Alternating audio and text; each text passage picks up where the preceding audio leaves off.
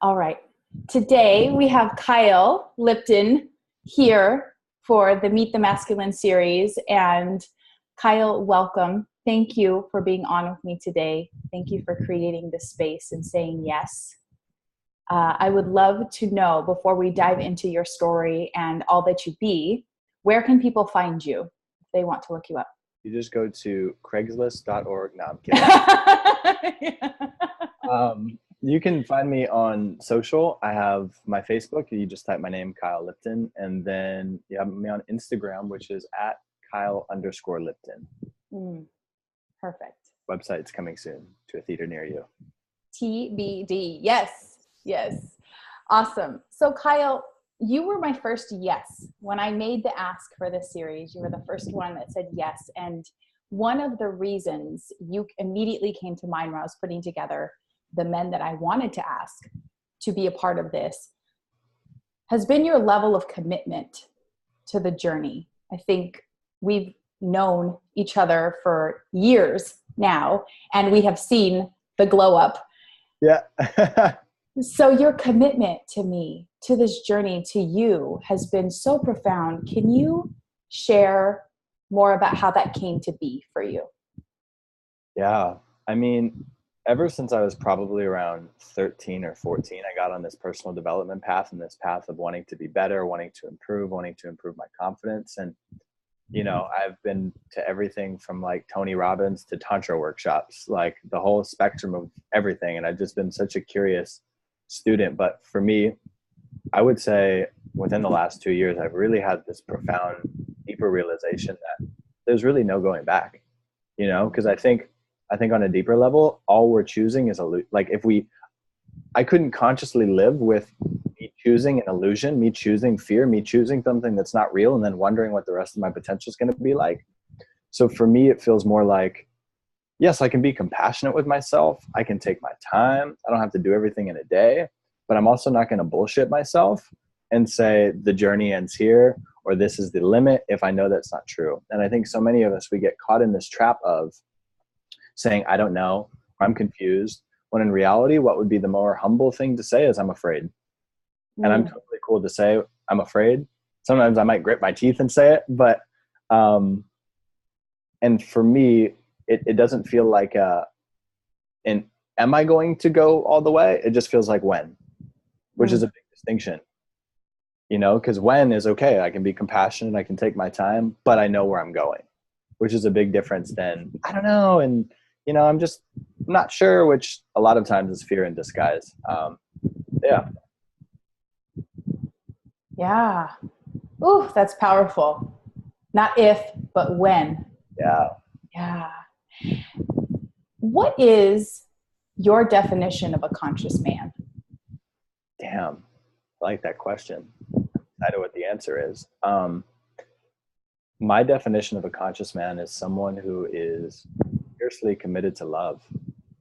And I would say that above and beyond is the most important thing. A man who moves with a sense of purpose, and that purpose being a delivery of love. A man who knows how to meet his own needs, or at least is in the journey of meeting his own needs, right? And from that place is giving from the overflow. And is also not afraid to ask for support.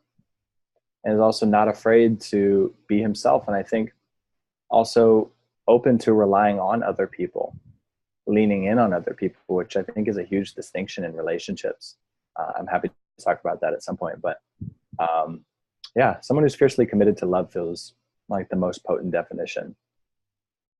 It brought tears to my eyes when you said that. That is a potent definition. And I'm curious, has there been a significant moment when you consciously made a commitment to be the embodiment of love? Yeah, I would say, you know, our mutual friend and mentor, Preston, has definitely impacted me a lot in terms of that and just seeing how he's navigated the world. And I've always been a very sensitive person. And one of the good things about that is I'm able to just absorb people. Like I'm able to like just download them a lot just by being around them and experiencing them. The downside to that is sometimes I could lose a sense of identity and I could start acting like them and I can change my mannerisms. So it's been a journey for me to be able to navigate that. And I think a lot of it's just been around who I've been surrounded with, and also the realization that love is really the only answer. It's kind of what I spoke to in the beginning with, you can choose an illusion, but ultimately you're choosing something that's not real. To be conscious of you choosing something that's not actually real. And for me, I don't want to say I can't live with myself, but I'm not committed to that. I'm committed to just choosing love because I know that's the pathway to truth. So yeah, that'd be my answer to that question. Mm-hmm. Mm-hmm. Yeah. I would love to circle back to something you mentioned around relationships. In my experience, relationships take a hell of a lot of courage. So I'm wondering, since I haven't been in a male body in this lifetime, what is the cultivation of that courage, or has there been a conscious cultivation of courage for you in the realm of external relationships, we'll say, because we're always in relationship with ourselves, but like in external relationships with other people? Yeah, I mean, that's been a journey. For me, it's been a journey about revealing more and more of who I am, being in spaces where I don't want to say the thing. I don't want to say the thing that scares the shit out of me to say, or the moment of really expressing the true me, or sharing something that happened in my childhood that I'm ashamed of with this person. But if I feel in my heart to share that, for me, it literally feels like a bit of an illusion, right? It's like in my mind, I'm like, this is going to be the scariest thing ever. I'm going to die. My anxiety is going to kill me. I'm not saying this is me, but a lot of people have thoughts like this. Yes. What I've come to realize, it's the more I just lean into it, the more I realize it's not real, but I will never actually come to the realization that it's not real unless I lean in. Mm-hmm. Right. And, for me, what I would say is, yeah, it's been challenging. I mean, I went from being like kind of a player and just wanting to do all these things, one, to get validation and to build a sense of self-worth, in a sense, or at least that was the intention, but it was really just validation, a lot of it. And I think some of it helped cultivate self-worth for sure. But, then you get into a relationship where you're totally intimate with that other person and you hit that spot that you've neglected, that spot where you're not loving yourself. And then you have the choice. Do I move back into these addictive patterns, like eating, like porn, like chasing women, to avoid going back to that point within yourself that you're so afraid to? And for me, it's like, let me lean into that. And I don't say I do this all the time. Sometimes I'll lean out, which is totally cool too. Lean into it because I know that's the place where more freedom lives, where more love lives. And what I've experienced to be true at times is when we lean into that, our thinking literally shifts because our consciousness shifts. And when we lean into that and we actually, let's say the thing, our being operates differently in the world because we've experienced an emotion. And through doing that, our thoughts might not even be the same. I feel like I'm getting super woo-woo right now and not practical at all. But so yeah, simple answer is it's been a journey of leaning into those places that scare me and being willing to share and be me, and still a journey. Yeah. And I think also some of it's self-awareness. Well, all of it's self-awareness, but it's being aware of how I'm showing up, being aware of what my autopilot responses are, being aware of when I'm just saying something to divert attention from the actual thing. And it's imperative to be conscious of these things, because if you're not, what you don't put awareness on controls you. And, that's what people who don't do that, they'll spend years in the same type of relationship dynamic. And you need a pattern interrupt. You need to have some sort of moment where you choose something different if you want a different result. yeah, I'm happy to expand on anything, but I'll leave it at that. Mm-hmm. I love that you brought up the woo-woo, because as a part of my personal journey in taking a deep dive into healing and working with my inner masculine and my feminine, what I didn't realize, what I wasn't aware of, was I had created and cultivated a definition of the masculine that was so skewed, in a sense, that when I first started to unravel it, I literally couldn't identify or even see in my reality a integrated masculine man. Right. Because I literally, and this is, I'm so scared to say this, like, speaking of fear and shame around saying things, this is something that I was holding fear and shame around saying, is I thought they were gay. Like, my initial assessment years ago of a man who showed up integrated and embodied, because of the definition of masculine that I held in my consciousness at that time, it was the aggressive. It was the one who's like the kind of masculine man who is the player, who is the overly charming, who is doesn't respect the boundaries, doesn't, like, so much in my consciousness around that when actually an integrated, embodied, amazing masculine man showed up, my initial response was, oh no, he's got to be gay, And I look back at that and I'm like, whoa, how interesting. Yeah. And so I really appreciate that you went woo-woo, because I think it's so important for people to see that this integration and this embodiment of the masculine and the feminine means we get to be all of it. Yeah. We get to move through all of it. And it eventually comes to a space where it's so integrated that it's not masculine or feminine, right? It's just this dance of like both internally. Yeah. And I love that you just gave us a demonstration of that. Thank you. I think you spoke to a really good piece too, with, attracting the aggressive, cocky, like, asshole, let's say. Mm-hmm. Mm-hmm.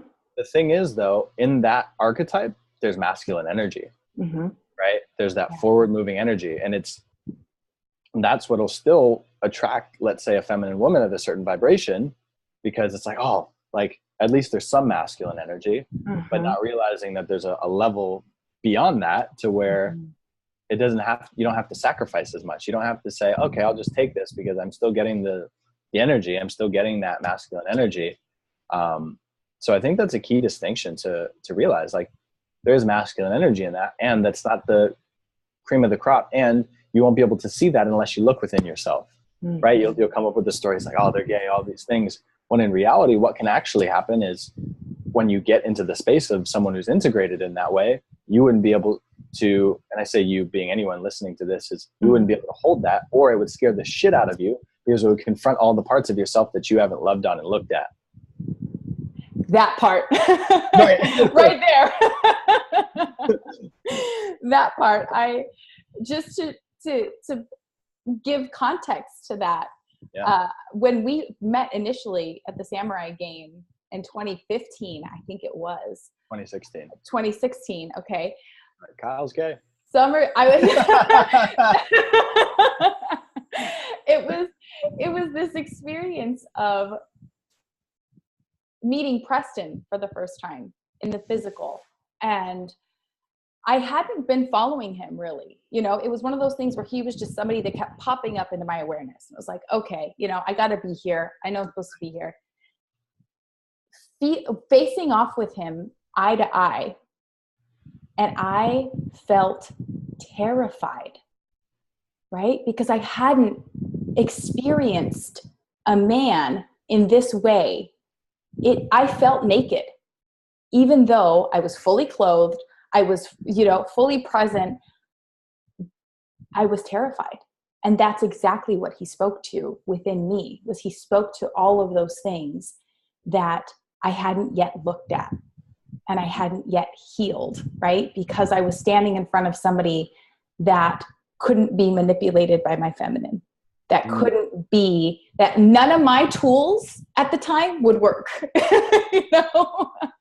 And so it was this powerful moment, this teaching moment for me. And it really led me to working with him and as my mentor for the next 6 months and stretch, of saying, getting really curious about that fear. Like, why does that scare me? Such a powerful question. I have, and it circles back to what you said around a conscious man being the embodiment of love. There was so much love in that space. I couldn't hold it because I had not yet experienced what it was like to hold that much love in me and be with that. And it was extremely confronting. From your perspective, as a man who has been in the dating world and has now moved into the relationship, romantic relationship and partnership realm of things, do you feel that from women when you meet them? That fear? I may have. I can't recall a specific instance, but what I know is that if I allowed myself to go there and to just like be in that space, I could totally see that happening. Mm-hmm. Yeah. I think when someone's really present with you in a loving way, it brings up a lot of stuff. If it hasn't been looked at. Mm-hmm. Yeah. There's so much to be said for safe space and what can be created within safe space. Yeah. For you, did you consciously call in a romantic partner? Maybe my higher self did. It was crazy. I mean, not crazy. It's normal, but it was like, whoa, at the time. I met my now fiance Judy on Facebook actually, and we were in I don't even know how we were friends on Facebook, but I went to join this group. I went to join this Facebook group and she accepted it. And then I saw on her Facebook, it said she lived in LA. And I was like, all right, let me reach out to her about an event. Like, I don't even know if I had any romantic, consciously at least, intention of reaching out in that way. And we talked about this event. She told me she was in Germany. So it was just super quick. And then I literally don't even know how we got back into contact. But we ended up on FaceTimes and chatting. And then she was coming to LA in August, and fucking, it was like one of the most magical months of my life. We met in person for the first time, and I was still in that zone of like, is this romantic? Like, where are things at? And I literally stayed at Whole Foods. That's where we ended up meeting. I know, romantic first spot. We were supposed to meet at 4. She comes at 5, but something in me just told me to wait. I thought about leaving. Something in me just told me to wait. And for her, she literally had turned her car around the other way because she was already like, I'm late. I'm not going to be able to make it. Then something in her told her to turn back around. And eventually we ended up meeting, and rest is history. She came in August and she was staying for around a month. And it was one of the most magical months of my life with like the craziest of synchronicities. Like, we would see, like, I used to see the number, I still see it, like 222 a lot. I don't know if you guys are into all these number synchronicities, but shit was crazy. Like, we would sit on a curb, then I'd look and it'd be like 222 on the curb. We went to Joshua Tree. It was like 2 hours and 22 minutes to get there. And one of the things that I noticed that I'd never consciously experienced before that I can remember is just a deep sense of re-remembrance. It was a sensation of almost watching a movie for the first time, but you felt like you'd seen the whole movie. And it was such a cool experience for me to play in. I wouldn't say I consciously called it in. I was more open, like, and I did quite a bit of work before, like, we met. Like, I don't know where I would have been in relation to her if I didn't do the work that I did for like the 3-4 months prior. And it was life-changing stuff that happened before that. Mm. Yeah. And the intention for the work that you did before you met her, what was the intention? Like, what inspired you to dive into that work? I think that was just more of my own awakening than anything. I worked with a mentor of mine, Orrin Harris, and yeah, I mean, it was a fucking deep dive, and it was one of those things where it was scary, but it was also addicting in the sense that like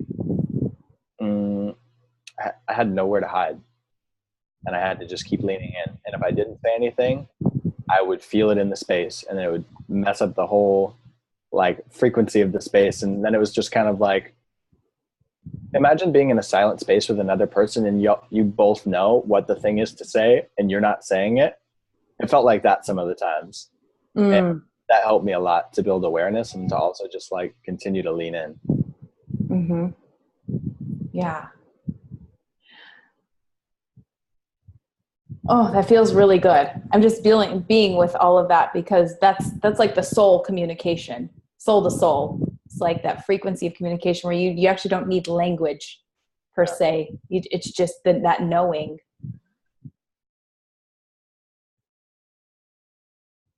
Something that I experience with women, and something that I used to say as a woman, is, where are they?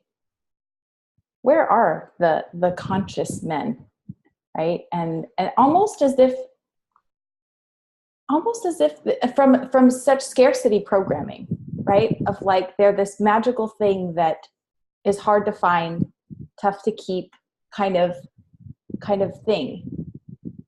When you hear that, what moves through you? A few things, and I think it would depend on the person saying it and how I felt in the moment. But one is, who's saying that, right? Like, who's the like who, like, why are you saying that? Mm-hmm. And to just get them present to why they're saying that and what part of them is saying that. Mm-hmm. Right? And then maybe if you take some layers down, maybe there's a part of you that's deeply afraid of the thing that you say you want.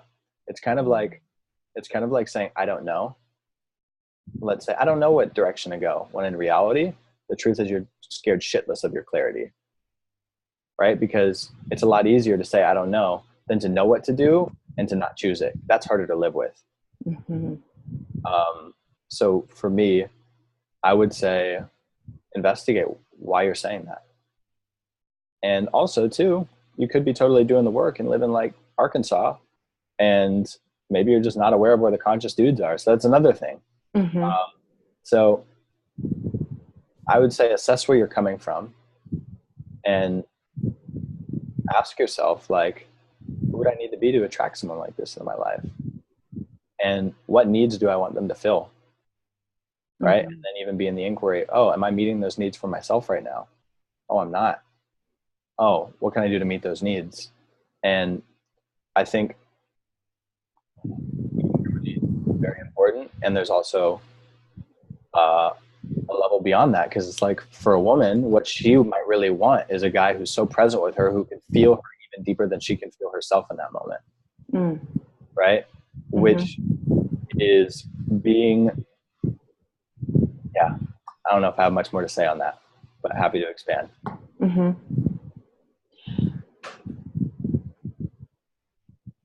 What comes through me when I hear you speak all of this out, and what I desire to understand, to deepen my compassion as a human being in this dance, in this time, in this space, is, from your perspective, being in a male skin suit, what are some of the pressures that you may experience, or what are some of the pressures that you feel like are being experienced by the male collective at this point? Yeah. A lot of stuff around being a man, a lot of stuff around being masculine. I think there's a dance that's happening for some people where it's like, how can I be strong for my woman and the one that I love so much, and also have a space for my feelings, and to not be viewed as weak for my feelings, and to not be viewed as less than for my feelings, or to be shamed for my sensitivity. And I think when we can develop awareness around that, and also co-create let's say you're in a partnership right now, co-create a space where it can be safe. And a way that could look is, I'm feeling this right now, and I feel terrified to share this with you. And are you open to supporting? I think a big thing is to have a space to take responsibility for your feelings and ask for support if you feel called. I think what happens is let's say you're just all over the place with your feelings, and you're blurting them out and you're vomiting them on the other person. It's not right or wrong, but you can't expect her to be your therapist and also be turned on at the same time. Right? And you can take responsibility and ask for support, which is a total different frequency than like, oh my God, I'm experiencing this. And I say that because I've been that guy too. And what I've found is that hasn't been the most effective route. So, as a woman, if you're in a relationship with a man, or you want to attract a relationship with a guy who's conscious and sensitive, be a space for his feelings. You shame him for his feelings, he's not going to want to open up to you. Right? And he's sure as hell not going to want to protect you and stand for you and be a safe space for you if you're over there criticizing him. Because if he feels criticized, he's going to shut down. And I think that's important to note. And I think, praise more of what you want in him. See in him what maybe he's not even fully seeing in himself, and call that out of him. Be a space to call out more of his greatness. And, when you're focused on calling out more of his greatness and seeing that version of him more and more, I think it might not be surprising when more of that version shows up. But if you spend all your time talking about, oh, he's so sensitive and this and this and this, and I just can't connect with him, and he's not safe, there's no room to breathe. So yeah. I'm at. That's so, I'm just, so many things are coming and bursting open inside of me with that response. Because I feel like that goes for the women too. He is not your girlfriend. He's not I remember hearing years ago, one of my, I used to work with this psychiatrist, and she would share with me, my wife wants me to go with her to see J-Lo in concert, and I don't want to go, but she's making me go with her, and there was this story around, and I would wonder, why? Take your girlfriend, that was one of my things, was take your girlfriends to this, and then really cultivate activities that both of you will love to do, right? That both of you can really connect and be intimate with, versus kind of feeling like he's got to go with you everywhere in order for that to be the representation of your definition of what intimacy is. And so I really love that you shined light on she's not your therapist. And I think that goes both ways. He can definitely be the space to hold whatever emotions are moving through you. And it's not his job to process you through them necessarily and do all of that. And so I think really evaluating, can I, and this was something that was huge for me and is still a practice for me. Can I hold my emotions? Can I be a safe space for my emotions? Yeah. And that is a reflection of how I am with other people and how they show up. Is, can I have the compassion for me? And if I can, then that's going to, when you said earlier, you give from the overflow, that's going to be my overflow, is that compassion, is that love, is that presence that I've cultivated internally. Yeah. What is the most let's say two, because one, I'm sure one is a challenge, two of the most powerful qualities that your fiance embodies for you? Yeah, that's awesome. One thing I just want to like loop back to in this last little segment, I feel in the collective, there's like a thing happening where it's like, there's codependence, which is, oh my gosh, you got to fix me. I got to fix you. You got to fix each other right now. Everything's just, I need you. You need me. And then you get to a point where you're sick of that shit. Mm-hmm. And then you move to independence. You're like, I'm going to watch like every Teal Swan video out on YouTube. I'm going to learn how to process this shit. And then there moves into another space, which could be trust. Right now it's like, oh my God, I've just fucking built this thing up in me to be able to, I'm good at by myself. Now I have to lean into that same space, which might bring up those fears of the codependency again. Mm-hmm. Right.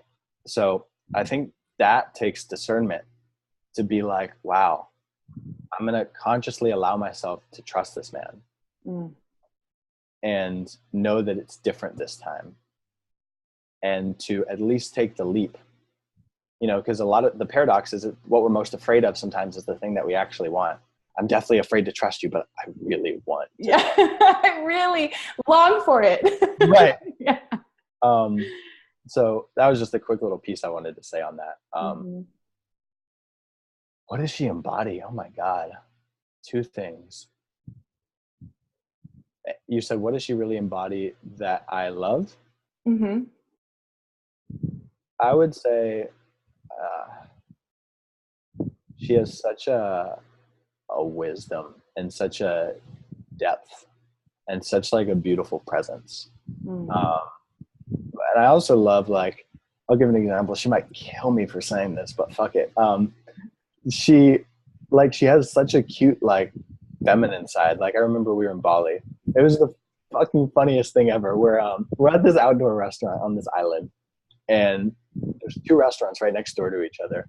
And we're sitting there looking at the menu, and she's like, I don't know if I want to go eat here. And I'm like, oh, okay, you want to just go over to the other place and check it out? And she's like, yeah. And then she's like, I don't know if I want to eat here either.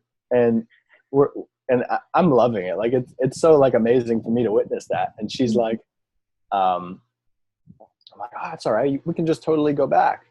And then she was like, oh, she started to get all like mad at herself or something, in like a really cute way for changing her mind so much. But for me, like, I found that just adorable and amazing. And I think that's actually a gift, you know, like, as a masculine man, I really appreciated that essence. You know, if you're out with a woman and you're a masculine man, she's like, yo, let's go here. I'm trying to like do this. I need this. I need, like, in my nervous system, and I'd say another masculine person who's in their masculine essence, that could be awesome to do business with. But in that moment, there's no polarity. There's no like essence. You know, if you strike up a business deal with someone, you're not just going to be like, oh my gosh, like, we're both so decisive. We're both so like, you know, make some shit happen. So I think it's important to also cultivate an awareness of like how you're showing up and what that's attracting in your part, like what that's bringing up in your partner. And for me, it was amazing. You know, the thing that she maybe felt a bit self-conscious of, I was like, oh, it's so cool. Like, I love that about you. Yeah. Which also goes to show the parts of ourselves that we're afraid to be, maybe we're afraid to show, are actually amazing for the other person. Like, I've had that experience with her where there's some shit that I've been so afraid to say, and then I say it, and then, you know, you get the validation of like, oh, that, like, you actually appreciate that. Yes. Yeah. Yes. It's like something that makes you even more attractive. Right. When it comes out. Yeah. You're Yes. like, gosh, so you're sitting across from them, you're like, gosh, I really love this human. Yes. You know, and they're sharing like their deepest and darkest, and you're just like, oh, right. So magnificent. Yeah. Yeah. And isn't that a great reflection too of what it's like to fully be yourself? The more that I be myself, the more that actually draws love to me. When in reality, we think it's going to push it away. Yeah. Yeah. And how that mirrors what you said around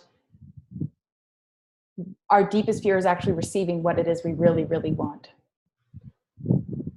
You know, right. Like the pushing it, like the doubting it, you know, the doubting it. And I'm not going to express this because what if I push them away? And yet underneath that is also the opposite of like, what if I express it and they come closer? Yes. then what?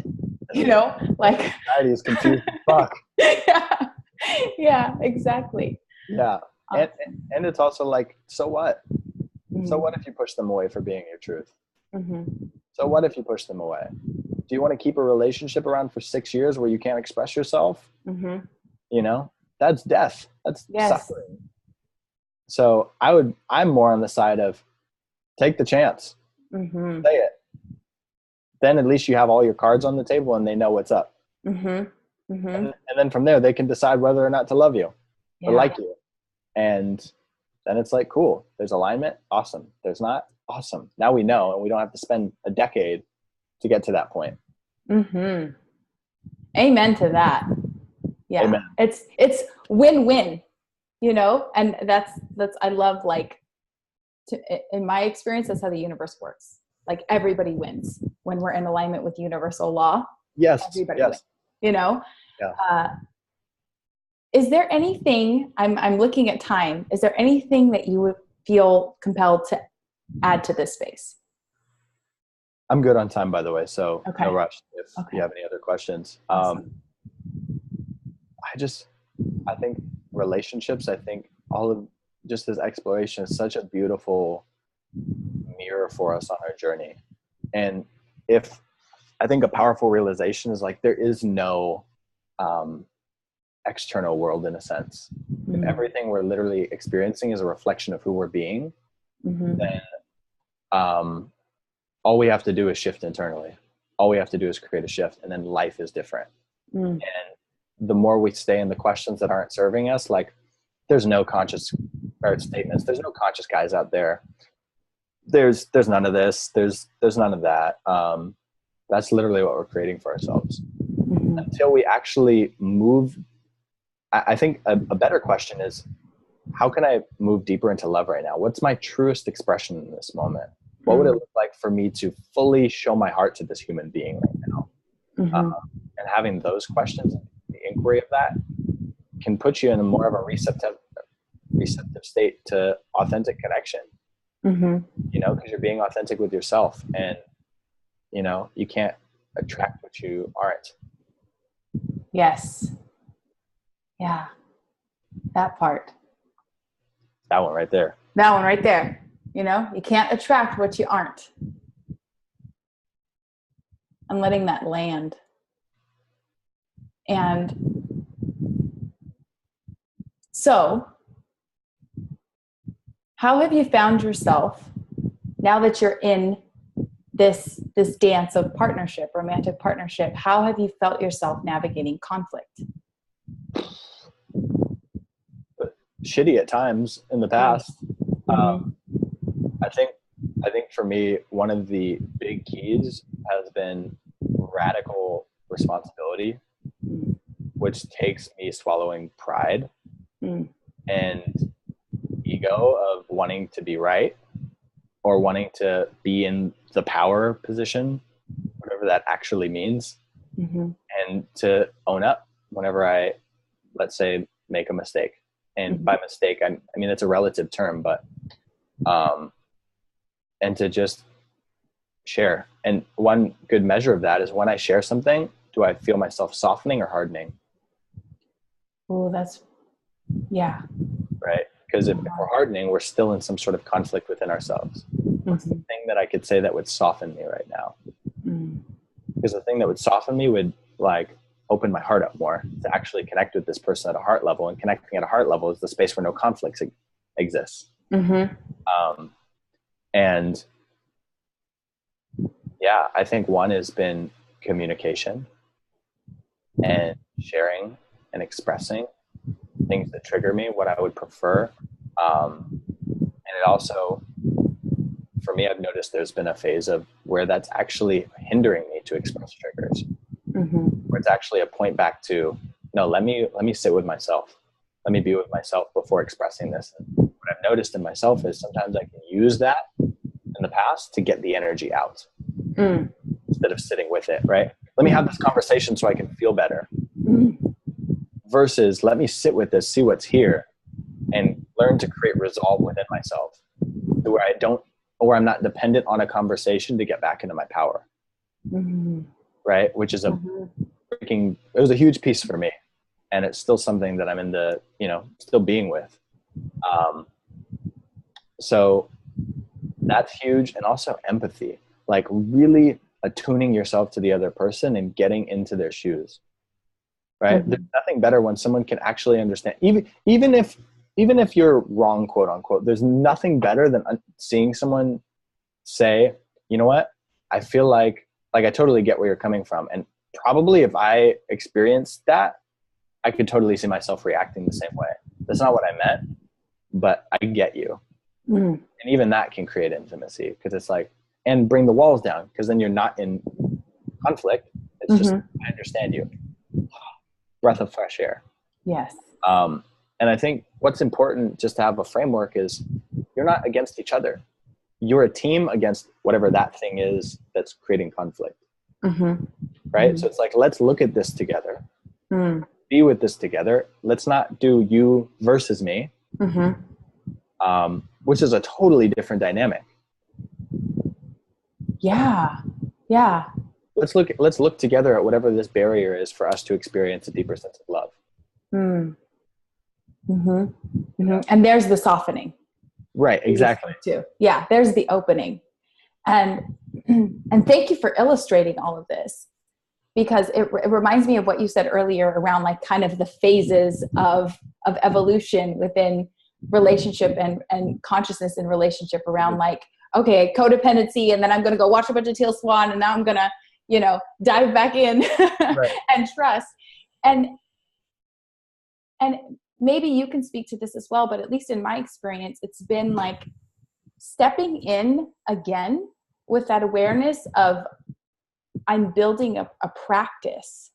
So there's a high possibility, or just as much possibility, that I'm going to get it right as I am going to mess it up. Like, and being the space for, like embracing those moments where I desire to fall back to my old tendencies, and also in that same moment being the space for possibility of something different, of a different angle. And is that something that you've experienced, and how have you navigated that? Yeah. So just so I get your question right, something that I've experienced in terms of being in a situation, I can feel my old tendencies coming up, loving that part of myself, and then choosing differently. I maybe not exactly in that way, but I totally have had moments of experience. Yes, exactly. I have totally. I think that's an important thing to be aware of. And just to also add on to conflict, we can't resolve conflict with another when we're still in conflict with ourselves. Right? That was a mic drop moment. Yes. Can you say that one more time? Yeah, we can't resolve conflict like in a relationship with another when we're still in conflict with ourselves. Because everything's a manifestation outside of what we're experiencing internally, right? So if we're still at war with ourselves, we won't be able to create resolve with that other person. And the only reason we're at war with ourselves is because we're not being authentic. And the thing that actually scares us in that moment, which would actually resolve the conflict, is being authentic. So it's the willingness to step into the authenticity. It's like you can't create harmony from disharmony, And with that being said, that's just something to be like, the ego loves to try and come to conclusions. It tries to solve a problem it created. And then you end up in this loop, and you go to all these seminars and you do all these different things because you're trying to find an answer at the same level of consciousness that created the problem. Right? And the only way to really get out of that is to move into a new level of consciousness, which requires you to be authentic, which requires you to maybe ask questions like, what's the scariest thing I can share right now? What's the most authentic thing I can say right now? Right? And having the awareness of what you always do, like what you spoke about, like the old tendencies, and then choosing differently is how you create a new life. Because it's predictable as shit. If I keep doing that same pattern, it's like the stock market. I'm going to go up 2 points every day, and then I'm going to go down 2 points the next day. I'm going to go up, and I'm going down. And it's like, you could look at the trajectory of that for the next till death. And it's like, oh yeah, same shit's going to happen. Versus let me be courageous right now. And like, I would much rather risk fucking things up and blowing the company up than knowing that my life is just going to be predictable and kind of sucky for the next 50, 60, 70 years. Yeah. So I think even looking at that can snap people out of it. Like, I literally can't win going this direction. Yeah. So let me at least try this way. You know.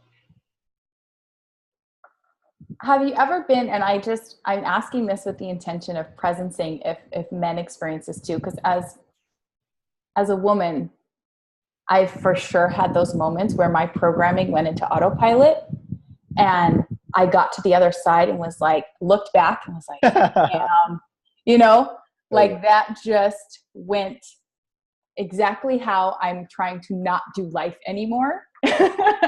and what it brought me to was that moment of like you shared earlier around like being authentic.